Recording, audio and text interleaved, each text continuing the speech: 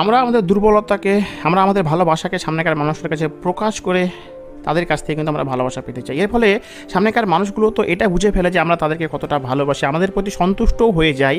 কিন্তু তারা যে না চাইতে আমাদের কাছ থেকে এত পরিমাণ ভালোবাসা পেয়ে ফেলছে, এই পেয়ে যাওয়ার কারণেই কিন্তু তারা আমাদেরকে সহজলভ্যভাবে সহজে নিয়ে নেয় এবং তারা তাদের তরফ থেকে ভালোবাসা দেওয়ার প্রয়োজনীয়তাই মনে করে না। তাই আমাদেরকে যেটা করতে হবে, আমরা আমাদের সামনেকার মানুষগুলোকে ভালোবাসবো, বাট সে ভালোবাসাগুলোকে একটু ভিন্নভাবে তাদের সামনে প্রকাশ করব। এটা হলো প্রথম পয়েন্ট। দ্বিতীয় পয়েন্ট হচ্ছে কি, একটা বিষয় লক্ষ্য করে দেখবে যে আমরা সর্বদাই কিন্তু আমাদের সামনেকার মানুষটির বা ভালোবাসার মানুষটিকে হারানোর ভয়ে কুঁকড়ে থাকি। তার কারণই হচ্ছে একটা, যে সামনেকার মানুষটা হয়তো কোনো না কোনো দিক থেকে আমাদের তুলনায় যোগ্যতা সম্পন্ন, হয় সে ফিনান্সিয়াল দিক থেকে, নয় সে সুন্দর বা সুন্দরীর দিক থেকে, ছেলে মেয়ে উভয়ের ক্ষেত্রে প্রযোজ্য। এর ফলে কিন্তু আমরা সামনেকার মানুষটিকে তেলিয়ে চলি, সামনেকার মানুষটিকে তোষামত করে চলি, কেননা আমাদের মনে একটা ভয় কাজ করে যে সেই মানুষটা আমাদের থেকে শক্তিশালী অর্থে এখানে যেটা বোঝাতে চেয়েছি, সৌন্দর্যের দিক থেকে আমাদের থেকে বেশি, নয়তো বা ফিনান্সিয়াল দিক থেকে আমাদের থেকে তারা বেশি স্ট্রং। এটাকেই কিন্তু আমি শক্তিশালী হিসাবে এখানে ব্যবহার করেছি।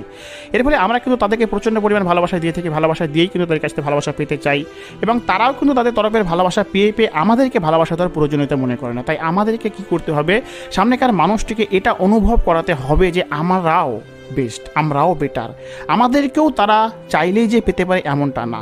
সেজন্য কিন্তু আমরা আমাদের তরফ থেকে সেই মানুষগুলোকে প্রচণ্ড ভালোবাসার দ্বারা যে তাদেরকে এটা অনুভব করবো যে আমরা তোমাদেরকে কতটা ভালোবাসি দেখো, এই পদ্ধতিকে বাতিল করতে হবে। আমাদেরকে এটা বোঝাতে হবে, যেভাবে একটু আগে তোমাদেরকে উদাহরণ দিলাম, হিরো তার শক্তিকে একটা ওয়ালে ঘুষি মেরে ওয়ালটিকে ভেঙে ভিলেনদের সামনে নিজের শক্তিকে প্রকাশ করেছিল, অনুরূপভাবে তোমাকে তোমার ভালোবাসার মানুষটার কাছে নিজেকে এমনভাবে প্রেজেন্ট করতে হবে যে তুমিও বেস্ট, তুমিও বেটার, তুমিও তোমার সামনেকার মানুষটার থেকে অনেকটাই বেশি পাওয়ারফুল। সেটা কিভাবে?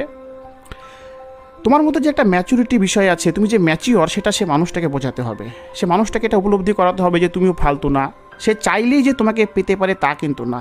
তোমার কথাবার্তা, ব্যবহার এবং নিজেকে সামনেকার মানুষটার কাছে প্রেজেন্টেশনের দ্বারা এটা উপলব্ধি করাতে হবে যে তুমি আর পাঁচজনের থেকে ইউনিক।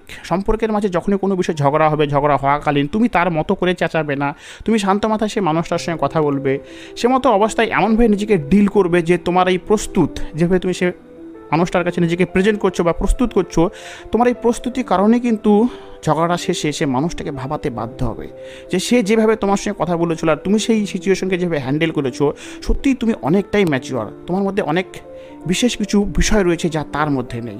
এই একটা বিষয়ের দ্বারা কিন্তু সেই মানুষটা ঝগড়া শেষে কিন্তু তোমাকে নিজের থেকে বেটার ভাবতে শুরু করবে। এটা হলো প্রথম।